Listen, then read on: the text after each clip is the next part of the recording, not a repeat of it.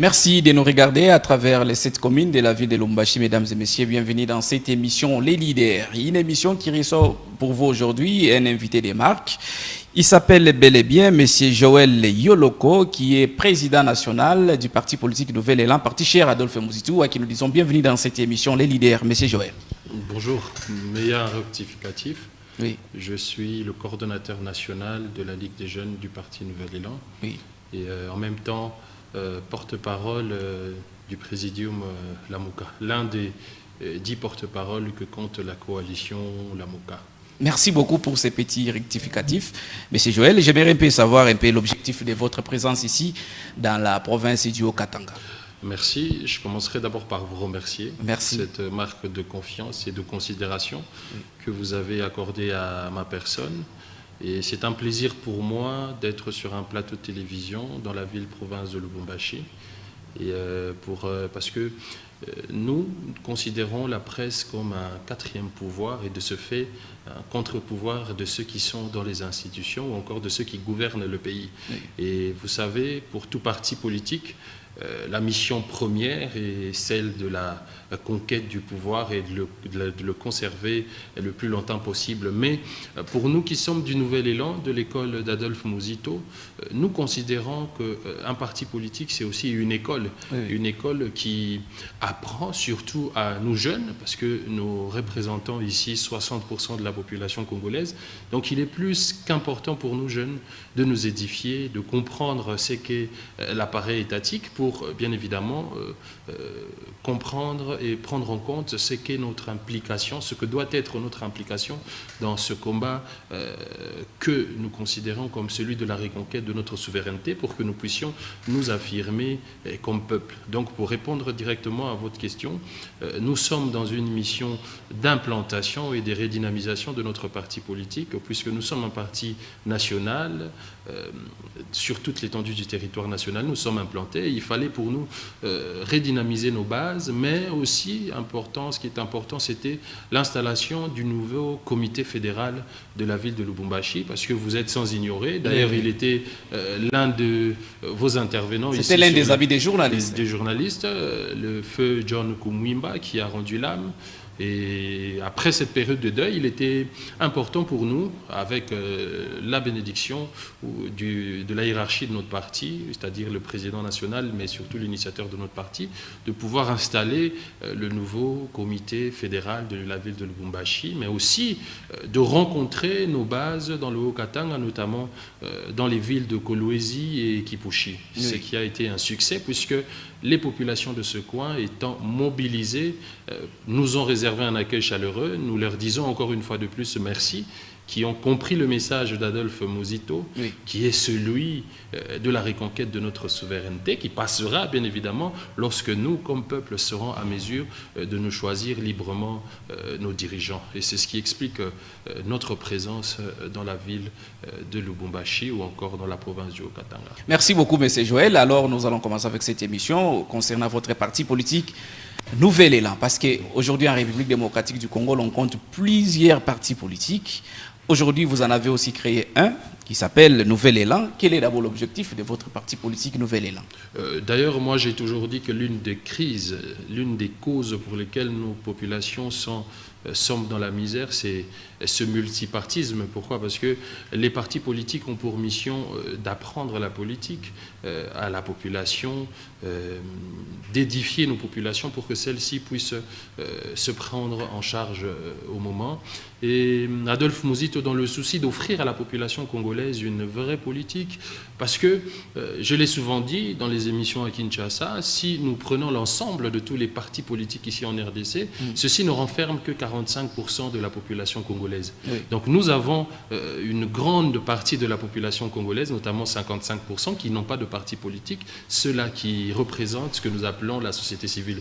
Donc pour nous, Nouvel Élan, au-delà de ceux qui ont quitté leur parti respectif pour adhérer au Nouvel Élan, nous avons une grande partie de la population congolaise à édifier pour que nous réaffirmons comme peuple. J'insiste sur ce mot réaffirmer comme peuple. Pourquoi? Parce que nous estimons que les dirigeants doivent être une émanation du peuple et que les populations doivent s'identifier à travers leurs dirigeants. Alors qu'ici en RDC, nous souffrons de ce que nous appelons cette crise de légitimité parce que les animateurs au sein des institutions ne sont pas une émanation du peuple. Voilà pourquoi nous, le Nouvel Élan, dans notre combat... Là, c'est un langage d'un résistant. En effet, nous sommes dans une plateforme politique de résistance parce que nous combattons pour que nous ayons ici en RDC des élections, non seulement des élections, mais des élections de qualité qui reflèteront réellement la volonté du peuple. Parce que nous disons qu'il existe un principe auquel sont soumis les politiques, c'est le principe de redevabilité dans l'action gouvernementale. Lorsque des dirigeants vont, des populations vont dans les urnes pour se choisir des dirigeants, ces dirigeants, à la suite des élections, sont soumis dans l'exercice de leurs fonctions à être redevables vis-à-vis du peuple, notamment dans la reconstruction nationale, dans l'amélioration des conditions de vie des Congolais. Vous voyez, Adolphe Muzito est ce Premier ministre, lors de son parcours à la primature, qui a milité pour une amélioration des conditions de vie des Congolais pour permettre aux Congolais d'être ce peuple fier vis-à-vis des autres peuples du monde. Alors pourquoi vous, Nouvel Élan, vous êtes dans la résistance, voulais-je dire, qui est plutôt d'être dans l'opposition? D'abord, nous devons premièrement comprendre la différence qu'il y a entre une opposition et une résistance. C'est ça. Nous avons 4 types de plateformes en politique. Nous avons ce que nous appelons cette coalition électorale, la MOUCA dans son format 2018 à l'approche des élections. C'était une plateforme électorale. Et aujourd'hui, la majorité des partis politiques congolais se sont réunis pour porter un seul projet de société, un seul candidat pour que nous appliquions ensemble à la suite des élections un programme de gouvernance qui permettrait au peuple congolais de bénéficier de ces richesses du pays.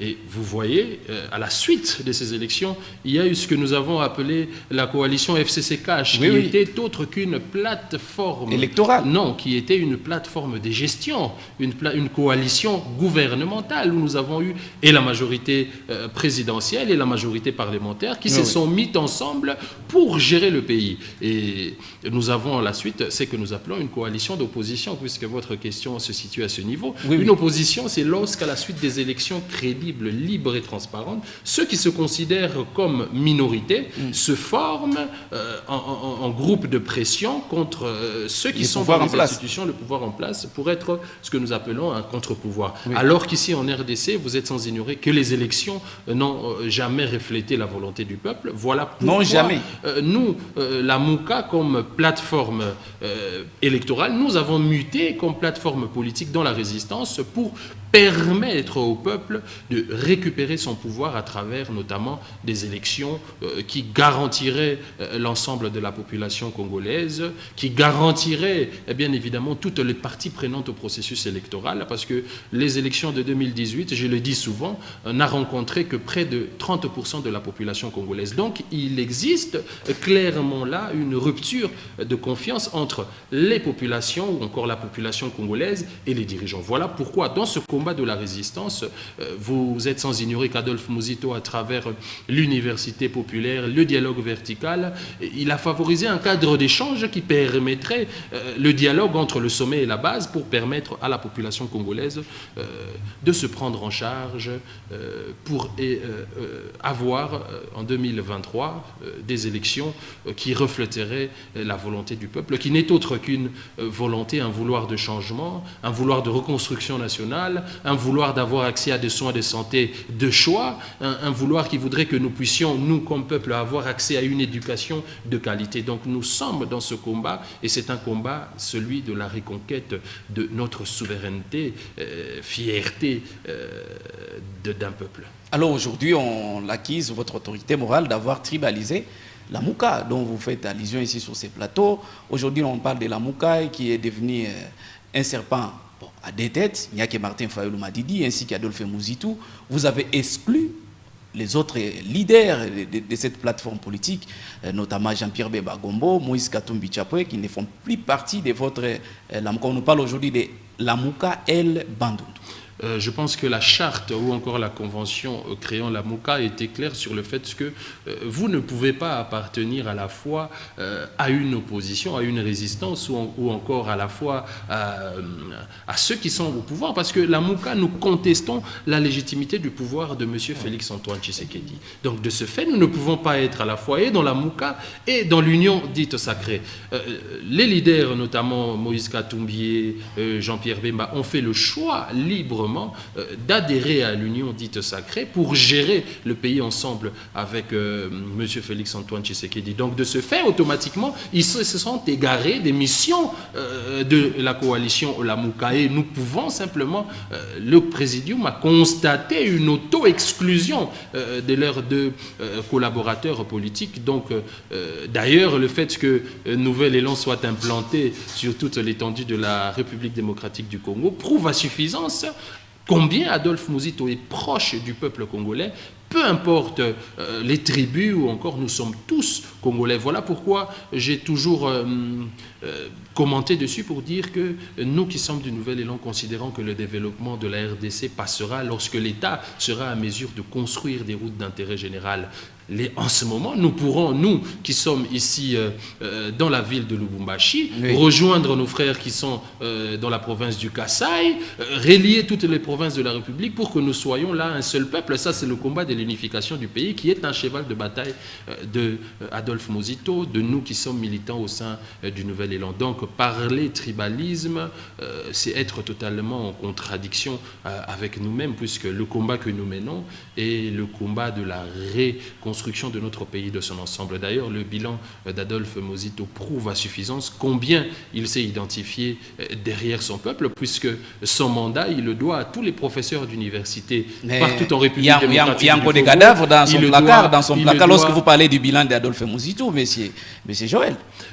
Je pense que son bilan est très clair. Il y a eu l'enrichissement illicite de la part de votre autorité morale. Vous parlez d'enrichissement illicite. Oui. Moi, je vous parle plutôt de ce qu'a été ses réalisations en termes d'amélioration des conditions. Qu'on n'a jamais connu un Premier ministre comme Adolphe Muzito, qui s'est enrichi en désordre en République démocratique du Congo. Vous savez, la presse est le moyen par lequel vous, comme corps de la presse, vous permettez aussi à la population de comprendre réellement ce qu'est son combat. Et nous sommes contre le musellement de la presse, puisqu'en commençant cette émission, j'ai parlé d'un quatrième pouvoir, d'un contre-pouvoir. Alors laissez-moi évoluer. Parce je vous laisse.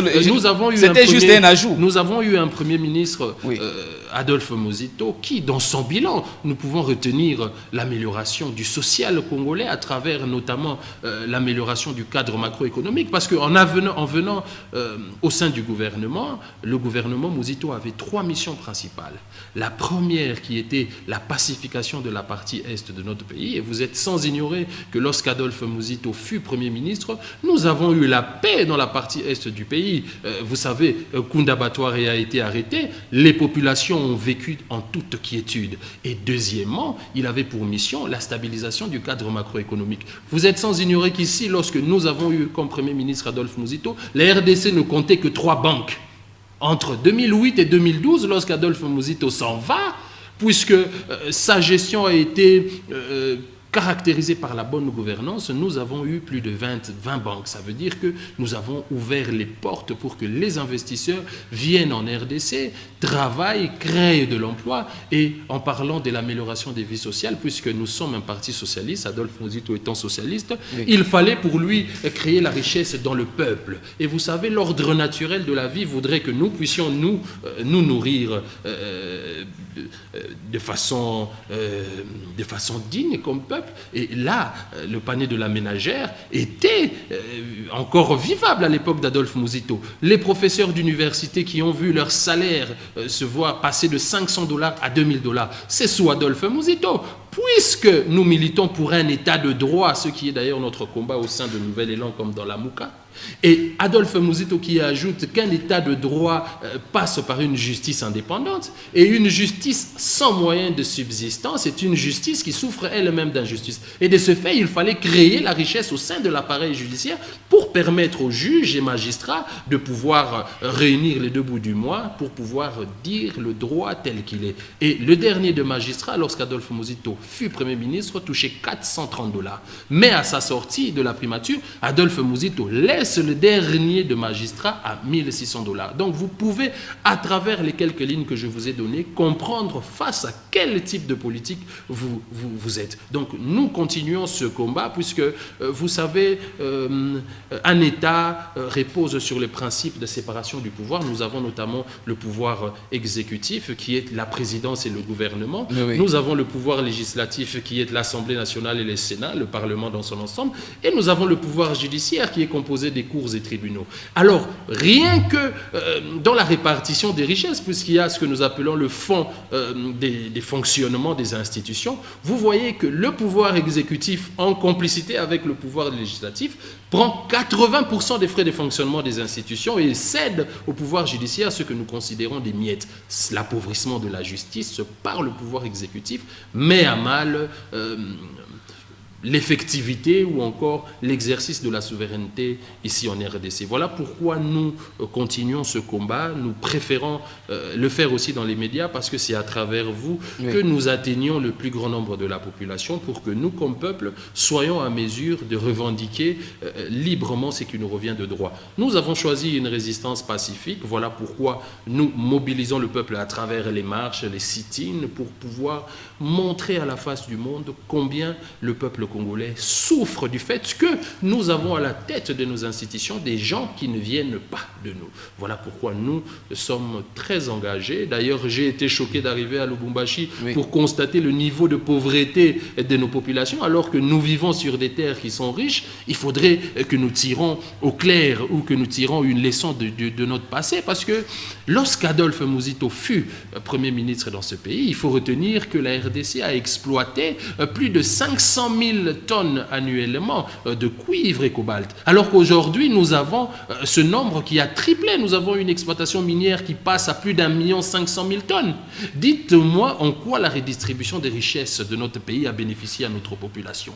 En quoi le gouvernement Félix-Antoine Tshisekedi avec Samalou Kondé a pu répondre aux attentes de la population. Nous estimons que nous, comme peuple, nous devons nous mobiliser pour arracher ce qui nous revient de droit, exiger à ce que nous ayons des élections crédibles, libres et transparentes en 2023 pour que notre pays puisse évidemment décoller. Voilà pourquoi la MOUCA a proposé plus d'une fois un cadre de concertation pour que les politiques qui sont à la base de la misère du peuple congolais puissent se remettre d'abord en question et proposer ensemble des réformes qui permettront à la RDC de sortir de ce gouffre, parce que nous sommes là pour lutter, non pas contre la personne de Félix-Antoine Tshisekedi, mais pour lutter plutôt contre le système dictatorial sur lequel s'appuie le pouvoir de ceux qui dirigent la République démocratique du Congo. Alors, et ceci ne passera que lorsque nous pourrons mobiliser le peuple au maximum pour reconquérir le pouvoir. Alors, reconquérir le pouvoir, comment vous, en tant que nouvel élan,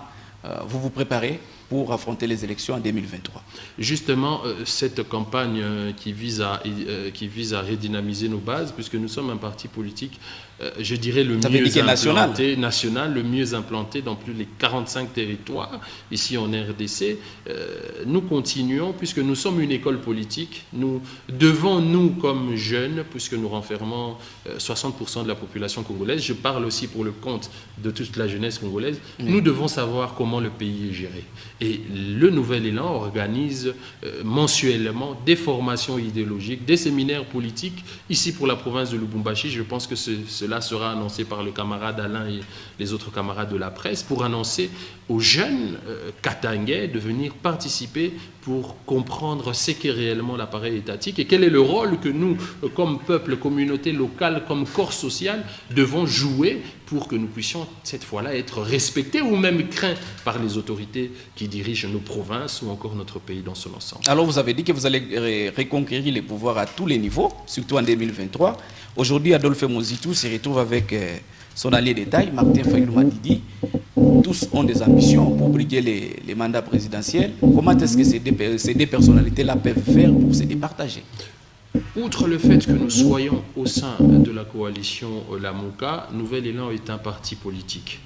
Et pour tout parti politique, la mission première est celle de conquérir le pouvoir. Oui. Et nous, Nouvel Élan, nous avons notre candidat naturel qui est l'initiateur de notre parti politique. Ça, c'est pour le compte de Nouvel Élan. Mais à l'approche des élections, puisque nous sommes de la coalition Lamouka, de même que le président Martin Fayulu est candidat naturel de son parti politique et SIDE, nous nous mettrons autour d'une table avec toutes les forces politiques, sociales qui viendront soutenir la vision de Lamouka pour mettre ensemble notre projet de société et voir le profil idéal pour conduire ce projet de société et gagner les élections prochaines. Donc, nous continuons de dire que Lamouka n'aura qu'un seul ticket pour les élections de 2023, mais nous, comme parti politique, ensemble avec nos camarades de province, nous sommes en train de construire notre projet de société que nous mettrons sur la table à l'approche des élections. Et de souligner ce qui est une chose très importante, oui. Actuellement, la Mouka n'est qu'une plateforme politique.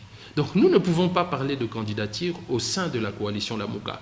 À l'approche des élections, nous muterons en ce moment comme plateforme électorale et en ce moment, nous pourrons parler candidature commune et proposer le prochain candidat du peuple qui pourrait être bien évidemment Adolphe Mozitou, Martin Fayulu ou peut-être un autre candidat d'une autre plateforme politique présenté au peuple.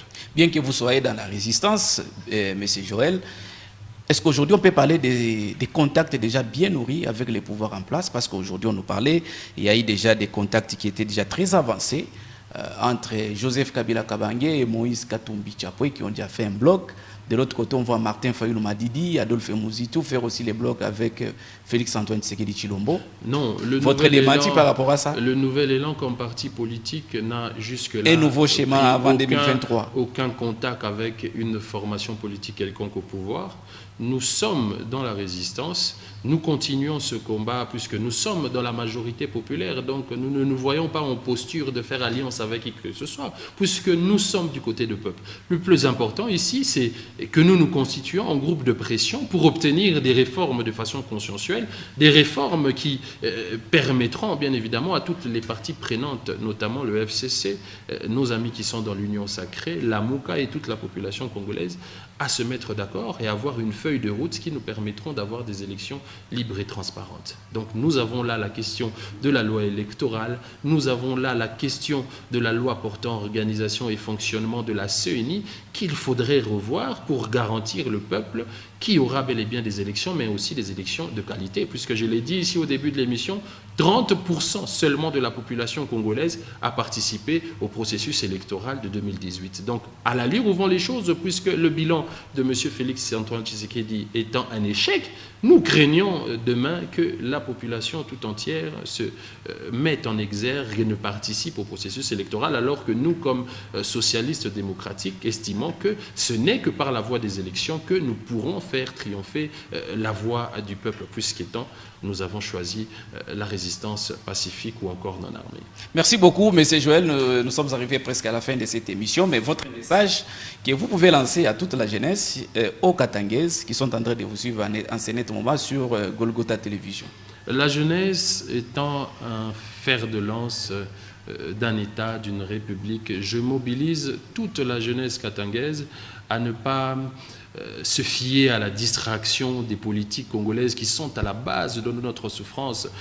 Parce que d'ailleurs, la Constitution, dans son préambule, son exposé de motifs, dit clairement que notre République est confrontée à des crises récurrentes, des crises qui sont liées à la contestation de la légitimité de ceux qui sont dans les institutions. Nous devons faire pression comme peuple pour obtenir non seulement des élections, mais à la suite des élections, puisque nous parlons de bonne gouvernance, une redevabilité de par ceux qui sont dans les institutions à travers travers notamment la redistribution de nos richesses, à travers les mines, à travers la vie sociale dans son ensemble, la construction des routes, la construction des hôpitaux, la construction des écoles, par rapport à l'évolution démographique de notre province ou encore de notre État tout entier. Donc je mobilise, je demande à tous les jeunes du Katanga d'adhérer au Nouvel Élan, qui est la seule formation politique actuellement qui dispense la politique à la population congolaise, qui permet aux populations locales de partout ailleurs, puisque nous sommes implantés partout, de connaître comment le pays est géré, puisque nous estimons que la pression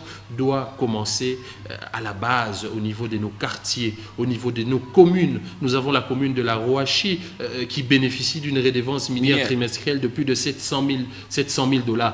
Qu'est-ce que le bourgmestre de la commune de la Rouachi a aménagé comme politique pour permettre à ses habitants de pouvoir bénéficier de cet argent-là? Donc nous devons commencer la pression au niveau de nos communes, au niveau de nos provinces, pour frapper fort au niveau de ceux qui sont dans les institutions, notamment le président, le gouvernement, l'Assemblée nationale et ainsi de suite. Donc je suis très heureux d'avoir été sur votre plateau de télévision, puisque Merci. votre chaîne a été vantée un peu de partout. C'est un honneur pour moi d'être là et j'espère qu'à travers cette émission, nous aurons pu atteindre le plus grand nombre des populations katangaises.